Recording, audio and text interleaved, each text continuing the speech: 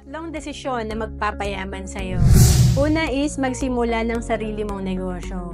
Kami mag-asawa, nakafocus kami ngayon sa negosyo dahil talagang tinarget ko na magkaroon talaga kami ng negosyo. Habang ako ay accountant dati, nung nagtatrabaho ako ng full-time, ay ginagamit ko yung spare time ko para kumita ako ng extra at nag-part-time ako bilang financial educator. And then pangalawa, sanayin ang iyong sarili na matuto. Lahat naman tayo talagang pwedeng matuto.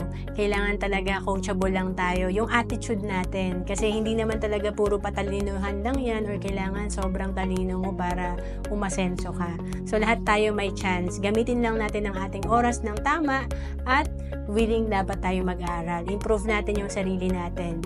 And then pangatlo, ang mag-ipon ng pera. Importante kasi tayo ay nag-iipon, parang puno talaga yan na it will take time talaga for our money to grow. Pero darating yung araw na money working for us na pag tayo ay nakapag-ipon na at nakapag-invest. To know more about savings and investment, message mo lang ako sa FB, Roan Celis Capistrano.